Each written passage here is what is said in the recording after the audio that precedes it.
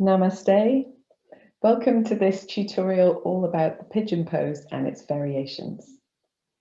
So pigeon pose is a pose that is really fantastic for opening up the hips a little bit, creating a little bit of space, but very often it's practiced with an end position in mind, and students are encouraged to do a little bit too much, go a little bit too far, and it can leave you with injured knees and possibly sacroiliac joints and hips that feel a little bit out of place as well.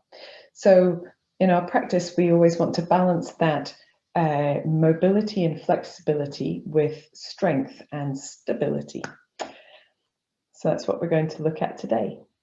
So for this practice, you might need a couple of blocks, and that's just to lift the floor up to you for some of our action here at the end of the mat.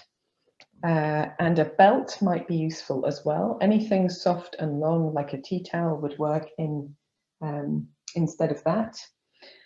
And a little block or a firm cushion, folded towel, folded blanket, something like this to sit on. And that's where we're going to start. So I'm going to sit myself up. We're just going to investigate our legs a little bit. So here we've got, it depends how you're feeling today, but just sitting with your legs nice and wide and rolling the legs in and out. Just a little bit of action here. And this will tell you a lot about what sort of rotation you've got in your hips, how far you can wave your foot from one side to the other. Another good way to tell is to stick both feet out in front of you and soften the knees and just let the knees fall out to the sides. And you can see that my knees are an awfully long way away from the floor. And that's because this kind of rotation that opens the knees out to the side is a movement my hips just don't enjoy. So we're going to prepare to move the hips as much as pigeon requires us by sitting and doing a little bit of rotating here. So we're going to keep the knees nice and bent, nice and soft, the feet are wide apart, and just begin to move the feet in a circle around the heel of the foot, but straightening the legs and rolling inwards and outwards. So if you imagine you're drawing circle with the knee onto the ceiling, but at the same time also moving with the ankle as well.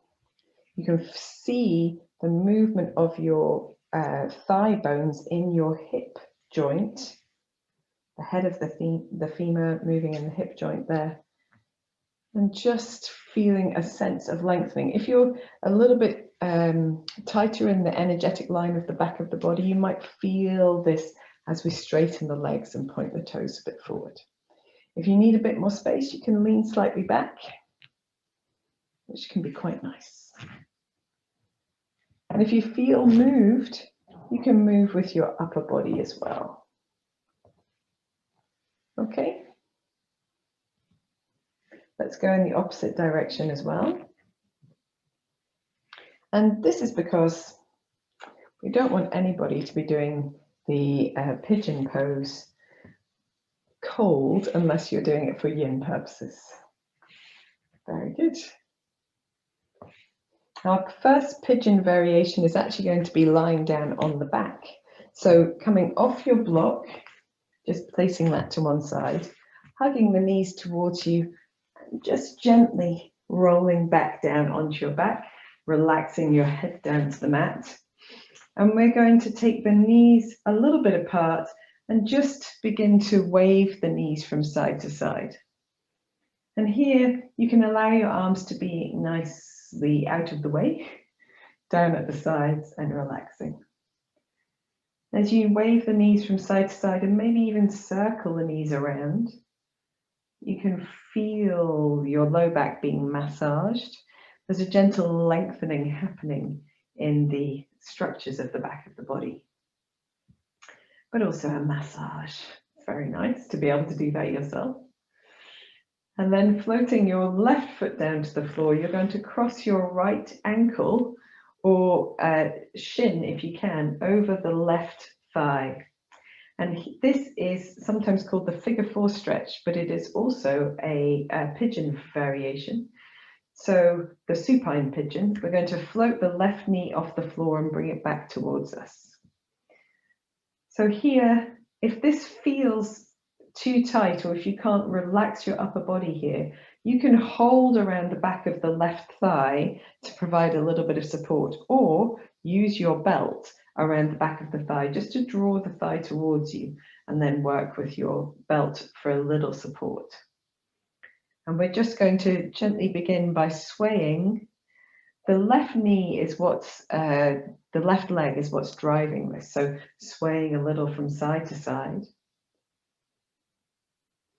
And then if you'd like to, you can do circling motions. You can feel the engagement of your abdominal muscles as you do this. You don't need to squeeze them particularly tightly, just keep a little bit of action there. So a little bit from side to side. And then here in the center, you can take your left foot down to the floor if you want to, and then gently, with good control across the abdomen, allowing the right foot to come down to the floor on the left side of the body. Or if you think that you can manage, keep your left foot up and just float everything down. A little bit more challenging, or demanding rather, for the core muscles there, but not a bad thing if you can manage it. So once you're into this twisted variation, you can feel the openness across the outside of the right hip. If that feels really good to you, you can take your left hand and push your right thigh away from you. So not the knee, but the thigh. And then reach your right hand out towards the right side and just turning to the right as well. I have a feeling that if I stretch my hand all the way to the right, it will be off camera. But if you're on the floor doing that, then that's fine. If you find that your knees don't come down to the floor, your right foot really particularly on the floor, then you can prop yourself up on some blankets, cushions, or the blocks that you have at the ready. We'll take just a deep breath in and a deep breath out. And then we're going to relax, bringing the right arm back towards us, firming the belly, and just rocking back up to the center. Uncrossing the legs. Taking a moment with both feet on the floor. If you need to release a little bit, you can wiggle your tailbone from side to side. And if you prefer to do this up in the air, you can shake your tailbone from side to side. That's quite a nice release. And then crossing the left ankle, or if you can, shin over the right thigh. Float the right knee towards you and begin with little gentle waving from one side to the other. Just feeling your way into that sensation of creating space and length, finding what's a comfortable range of motion from the body, and beginning circling as well. Circling with the knees in one direction, and then circling in the opposite direction as well. And then when you're ready, either taking your right foot to the floor and then twisting to the left, to the right until the left foot comes to the floor. Yes, still on the screen.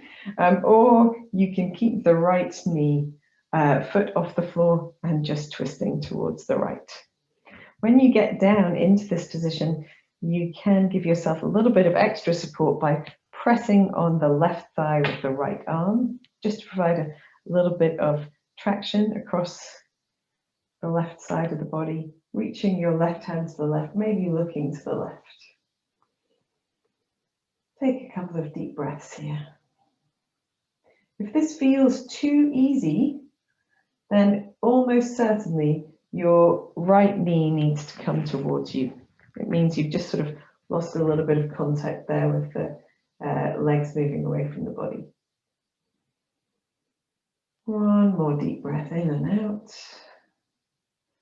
And when you're ready, gently releasing the hands, easing the knees back to the center, giving a final rock or two if you want to, and then taking both feet to the floor and just spending a moment allowing the back to realign itself into the neutral shape and giving yourself a little bit of a moment to absorb the effect of the practice. Wonderful. And you can bend both knees in towards you, really hug them towards you first, and then chin towards your chest, and just gently rock through the length of the spine. A few times, giving yourself a really nice massage until you rock up into sitting. Lovely. So now I just want to grab this block so I've got it handy. Now we're going to come into the classic pigeon. So the classic pigeon is usually entered from either hands and knees or from a downward facing dog. So we'll just come in from hands and knees this time. We'll maybe do a down dog between our two sides. So if you need to give yourself a little bit of a shimmer, if you need to negotiate for a bit more space, and giving yourself an undulation with your hips, your sides, your shoulders. And then we're going to widen the hands a little bit further forward than the shoulders and slide our right knee towards where the right wrist is. From here, just sliding the left leg back a bit until you feel that that's really comfortable for your hips in their openness underneath the body. Notice that we're not really upright, we're slightly forward. That's okay at the minute.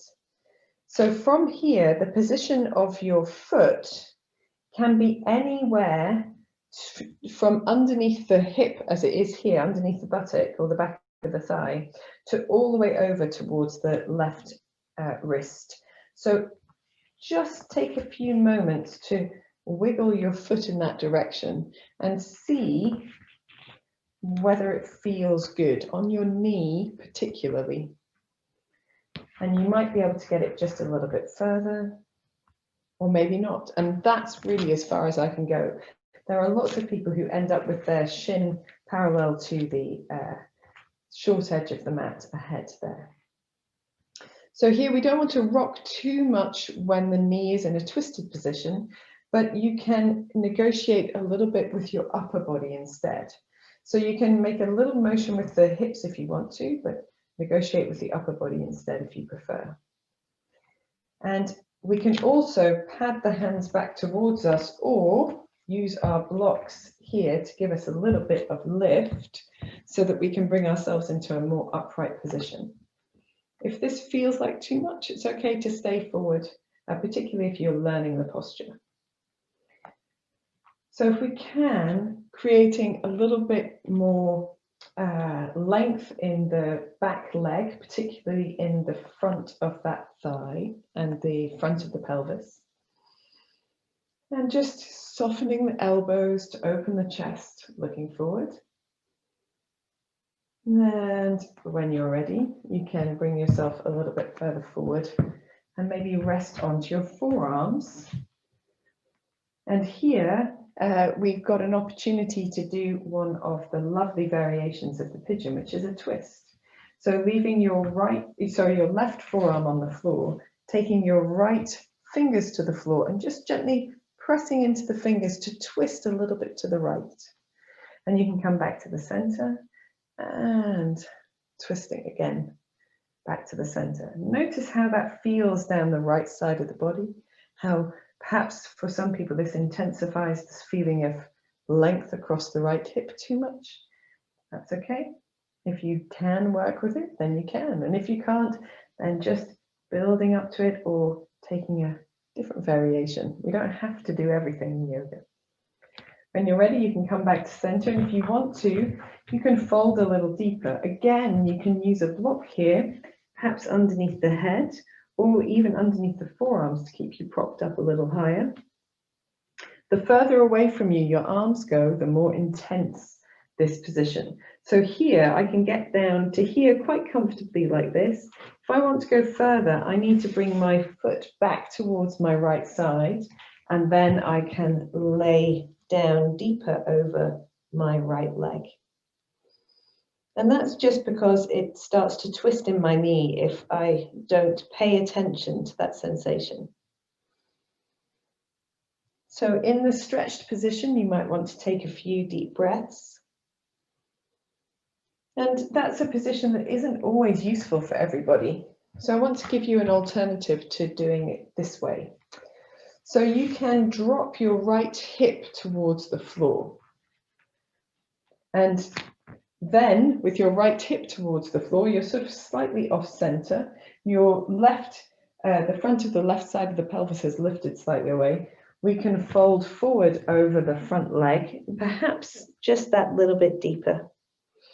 And it's all about getting into a position that feels like a good opening, that feels like you have access to a good sensation, and that it's sustainable. So you don't need to hold it really steady, just for a few breaths here and there.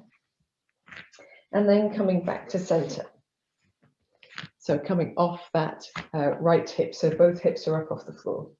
Now, if you feel that all of that isn't accessible for you because of the position of your hips, you can actually place something underneath the right hip to give you a little bit more support as well. And that's a nice one to try if pigeon has been one of those postures that has eluded you until now.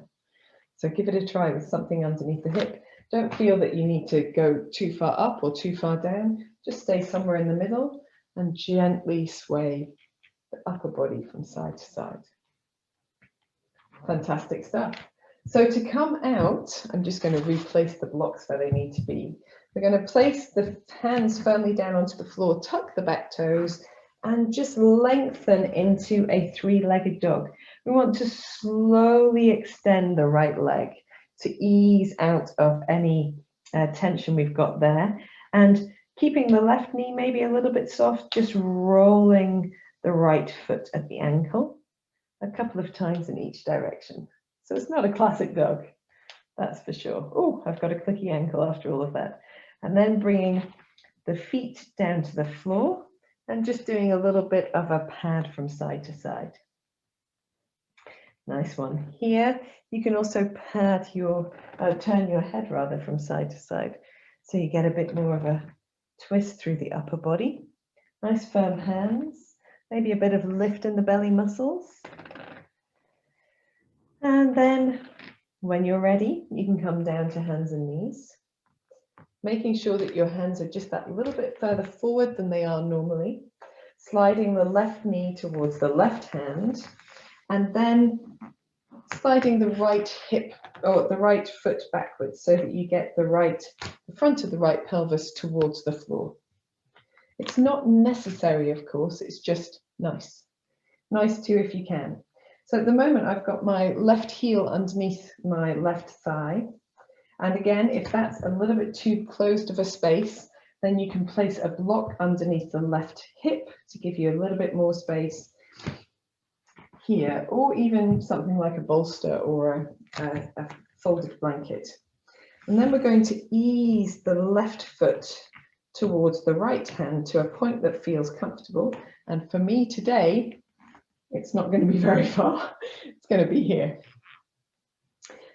So it depends often for me what I've done with my knees, and I've been doing an awful lot of lunges. So my knees are a little bit sensitive now for pigeon. So here we can begin to just gently sway the upper body from side to side. And if you want to, you can be a little bit more upright by using some blocks or just bringing your effort to bear, so the back of the body coming into play here to open the chest. A little softness in the elbows if you're up on your blocks or if you're using your arms to be upright. And just feeling your way here. Nice. When you're ready, you can fold a little bit further forward and we're going to do our twist variation. So Right forearm stays on the floor, left hand comes out to the left side, and just folding a little bit forward and twisting and returning to center. Just opening the left side of the chest to the left and back to center. It's a really nice variation. You might feel that increased sensation across the left hip. When you're ready, if you'd like to fold a little deeper, you can.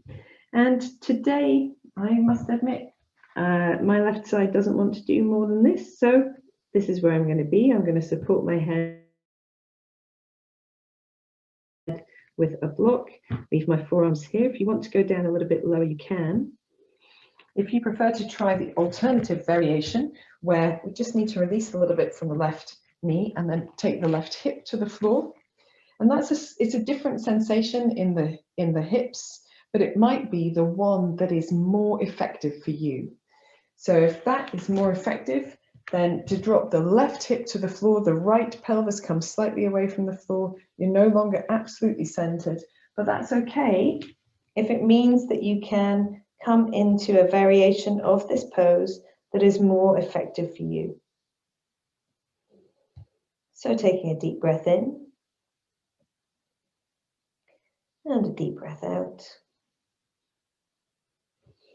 When you're ready, coming up onto the hands and knees. And again, if you want to, a little bit of swaying with the chest. That can be really nice, just to feel into the sides of the body where they connect into the hips. And to release out, tucking the back toe under. A really slow uncurl of the left leg as it comes back into a sort of non-classic three-legged dog. And I'm a little bit close to the wall behind me, so I'm going to move slightly forward. And then rotating your left foot at the ankle a few times in each direction, keeping the right knee a little soft if you need to. And hopefully that feels really good. Then when you drop the left leg to the floor and do a little bit of paddling from side to side. Nice. So if you need a rest here, it's a nice idea to rest in the pose of a child. Then you can take your knees wide, keep your feet together, and just settle your hips down, bring your chest towards the floor, head towards the floor, or towards a block if you prefer. Couple of deep breaths here.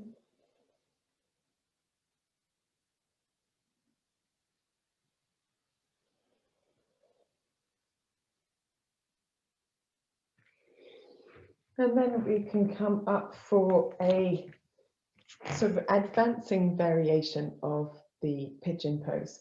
So if all of those variations of the pigeon pose are quite accessible for you, and you'd like to do something a little bit more, then we'll start on the right side. So sliding the right knee towards the right hand, just negotiating to wherever your right foot wants to come to, and sliding the left leg backwards. We're going to come into a more upright position. So again, if you need to use a block to give yourself a little bit of lift here, you can, but just simply placing your right hand towards the center of your body can be enough. And we're going to reach back with our left hand. So already this is an opening and a bending of the back, an opening of the chest, and you can float your left foot off the floor and just see if you can hold onto that left foot in a way that feels comfortable, not twisted, not pulling, not overstretching. So here, if you need to use your belt, you can. It's a little bit awkward to get it on, she says. You can do it, you can do it. But if you need to use your belt, you can give yourself a little bit of length there. I would say probably it's better not to do this if you need the belt. If you hold on the inside of the foot rather than the outside of the foot, you get a different feel on the shoulder, little opening across the chest. And as you progress, you can bring the foot closer towards you, as long as that feels comfortable, and slide your arm further down, eventually bringing your foot into your elbow or into your shoulder. And if you want to, when you're very stable, you can take your other arm off the floor, bring it to your chest, or take it behind you and hold onto your foot as well. That's not going to work for me today. Okay, so to come out of this, we're going to go back into that soft three-legged dog, extending the right leg really nice and slowly, and then just undulating, just rotating the foot at the ankle. Doing a few paddles with the dog,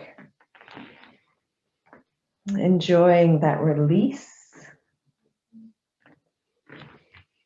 And then we can try on the left side as well. So sliding the left knee towards the left wrist, sliding back with the right side of the pelvis. And you might find your second pigeon is just a little bit more comfortable than your first one. And that's exactly how it's supposed to go. So on this side, I'm going to give myself a little bit of support with a block underneath my hands, because that just feels like it would let me be a little bit freer in the upper body. And then I can reach my right hand back behind me to open my chest in this twisted position and float the right foot up into the right hand. So again, really comfortable here. If you find your breath is catching, if you're not able to do a deep breath, or if you've got a lot of tension in your face, you can't soften it, can't soften your shoulders, can't keep this nice and mobile, then it means that this is a posture too far for you today. And that's okay. Just be patient with your body. Build that strength, that stability, that length, ability, and it will come to you. Gently releasing on this side and coming back into our beautiful three-legged dog. Nice and soft, rotating the foot at the ankle a few times in each direction. And then very gently paddling through and twisting in the upper body as well. So soft elbows, soft knees. And here we can also take the feet a little bit further apart, take the heels to the right side, bend the knees and straighten them. Bend the knees and straighten them. Let's do one more this side. And coming back to the center, maybe a few paddles in the center. Just a touch of firmness in the belly perhaps here. Feet wide, heels to the left, bend and straighten. Really firm in the hands, bend and straighten. Last one, bend and straighten. And back to center. Then when you're ready, coming all the way down, perhaps resting in that child's pose, and this time turning your palms upwards, resting your head on a block if you need to. Taking a few softening breaths.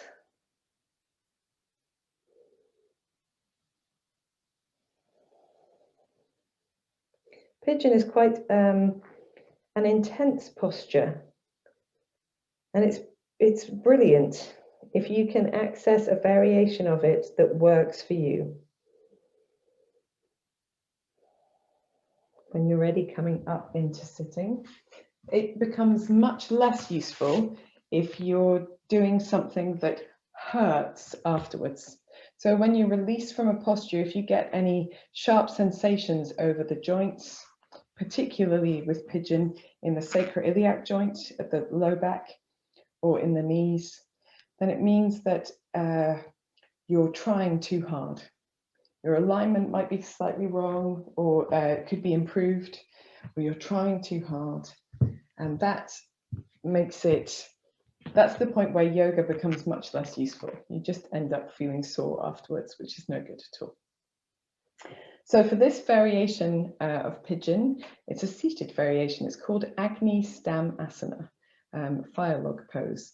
And I'm going to show you my variation of it because, as you've seen, my hips aren't the most open, or at least the most able to rotate in this way.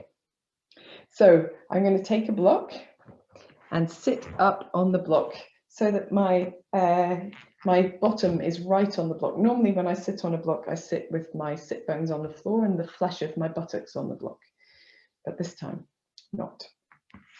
So with this variation, we're making, when you sit cross-legged, normally you make a triangle between the center of your body, your navel, and your knees and your shins. So a little triangle shape. For Agni Stamasana, we want a square. So if you start with your knees in front of your hips and you fold one shin underneath first, I'm doing my right side, but your left first, and then fold the opposite in front. And what you end up with is a square. So the knees are coming straight out from the hips and the shins are parallel-ish to the edge of the mat that you're sitting towards. So you don't want the feet back towards the body, you want them pressed away from the body, about the same space as your knees are, so at thighs length. And for some people, they'll be able to stack their shins one on top of the other, but you can see when I try, that doesn't work very well. So if you're able to sit very comfortably in Padmasana, lotus pose, or even half lotus, you can try stacking one foot on top of the other. Might be worth looking up a picture. I meant to have one to show you, but I haven't. I'm sorry about that. So this is fire log pose, Agni Stamasana, and this is my variation of it. As I say, you can find one that's comfortable for you. But I want to constantly just try to get my knees into that tram line of the hips, or as close to as I can. And I flex my feet just a little, not fully flexed, but just a little to prevent any twisting in the knees. And as long as it feels good for the knees and the hips, this is great. And so this pose, I quite often adopt for a little meditation. It's a different feeling in the hips and in the stability for the base of the spine than sitting in the classic cross-legged positions. And I quite enjoy that. I quite enjoy the extra feeling of space across the hips. But we can also move in it. So if you breathe in and reach your arms up, and then breathe out, folding slightly forward to wherever is comfortable, taking your hands down. So we want to avoid rounding through the spine here. Instead, a little bit of lift underneath the rib cage, so you're bringing your heart down towards your knees. And then here, again, you can gently negotiate for space, a little bit of gentle movement from side to side, and that might be enough to feel in the hips, the buttocks, that opening stretch at the back of the body. And if you want to do a little bit more, of course, you can come a little bit deeper down, but keeping the elbows nice and soft so that you can roll the shoulder blades down the back and lengthen through the crown of the head. If you engage your belly muscles just a touch, then you'll find there's a little bit more space as well. And then to go the opposite way, but still from this position, we're going to roll the shoulder blades strongly together and then keep the belly down, but lift the chest up. So it's almost like doing cobra pose, but in this position. And that just feels absolutely fantastic. And of course, you can move in and out of that, coming sort of lower down with the chest and then rolling the shoulder blades together, lifting the belly, lifting the chest, lifting the belly muscles rather, lifting the chest. And let's do one more. And just feeling in the back of the body, that just feels absolutely amazing to me. And then gently padding the hands back towards you, coming into an upright position. And you can also use this for a spinal twist. So it's slightly different from the classical spinal twist. Usually you twist towards the knee that's on top. So you can just gently ease yourself into a twist on that side and perhaps try the other side as well. So before bed, this is a really nice posture to do because it's a little bit quieter than some of the other pigeon variations, but it's deep. And you can do your back bending, sorry, your forward bending, your chest opening. You can do side stretching here as well. Of course, that's just so lovely to do a little bit of this from a seated posture. So what we do need to remember is that we have to do everything on the other side as well. So when you're ready, coming back to center and just easing out of this, because it might be that, particularly I find sometimes my ankles are so mobile that sometimes I settle a little bit into that joint. And I'm just going to ease through the thighs by doing these circly postures again, or I can lean slightly backwards and sway my knees from side to side, which is a really lovely thing to do as well. Fantastic stuff. So when you're ready, you can prepare yourself sitting up on something if you'd like to, and then knees out in front, crossing in the opposite direction. And we usually choose the direction that feels the most comfortable first. So sometimes that means that inevitably the second side feels less comfortable. But do practice the second side for balance. Okay.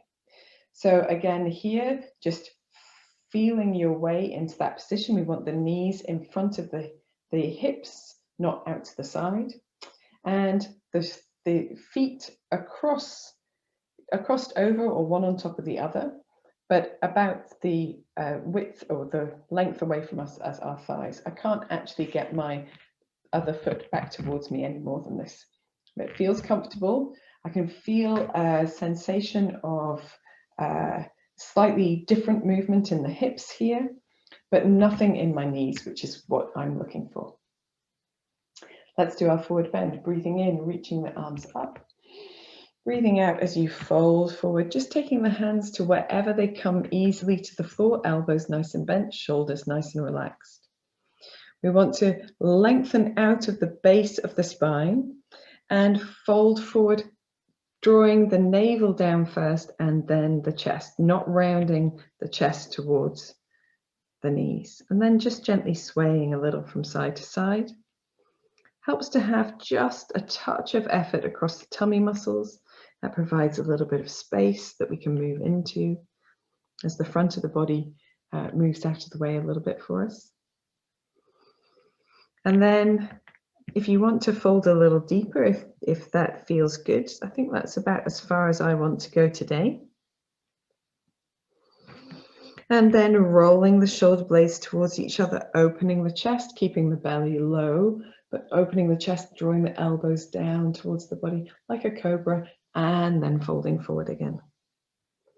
Rolling the shoulder blades together, drawing the elbows in, lifting the chest only, and folding forward again. One more time, rolling the elbows in, shoulder blades down the back, opening the chest, and folding down. That just feels amazing. And then gently using your hands to come up to sitting upright. Taking a few twists, twisting towards the front or top knee first, and back to center, twisting to the opposite side. You can move with your breath. If you feel just a natural flow, you go with your natural flow. One more time to each side. You can use always your hands for a little bit of leverage here, then a little bit of side bending. And it might be that you feel towards the end of this practice that you've got lots more room than you anticipated to move into. And maybe you just want to hold back a bit, that's okay.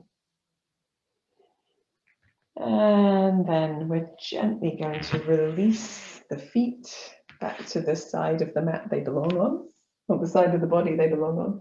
Lean slightly backwards and just rocking on the heels or the edges of the feet, swaying the knees from one side to the other. I call this sunbathing pose. It's one of my favorite ones to do. Awesome sauce. So this ends our practice with the pigeon. We've done all of the variations that I feel are useful to teach just now. And we can have a short relaxation. So it's useful to have a short relaxation because it helps to allow the body to absorb the energy that we've moved around and to let it settle back to where it should be. And it completes our practice. So it makes the yoga we've done much more effective if we give the body time to assimilate that practice. So coming to sitting at one end of your mat, just holding onto your knees, rocking gently down.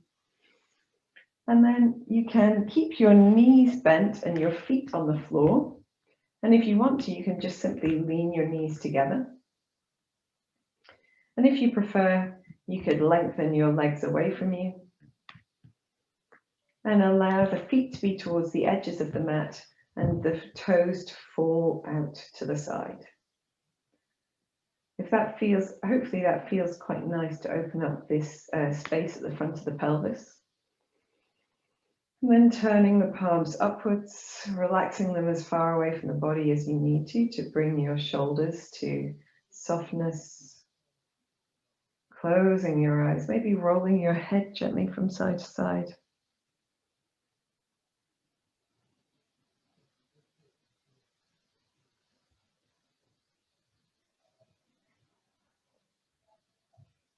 I'll put some information about the benefits of Pigeon Pose into the comments underneath this video.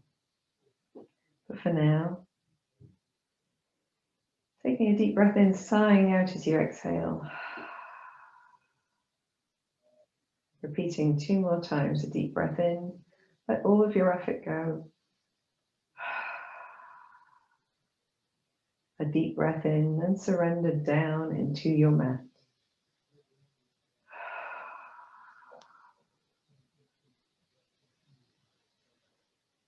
Allow your breath to find a natural, spontaneous rhythm. Fall away into silence.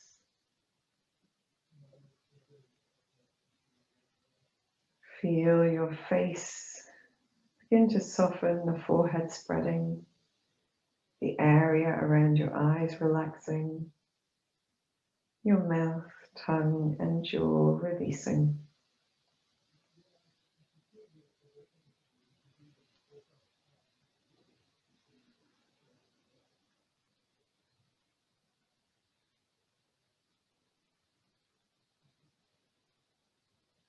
Allow the whole of the body to feel heavy, warm, supported, and releasing down.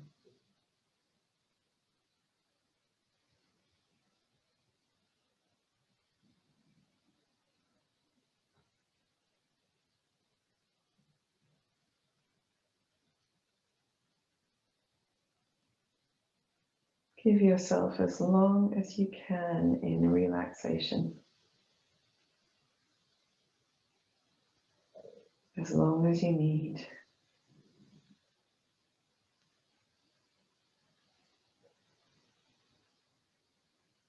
Finding that deep, nourishing breath.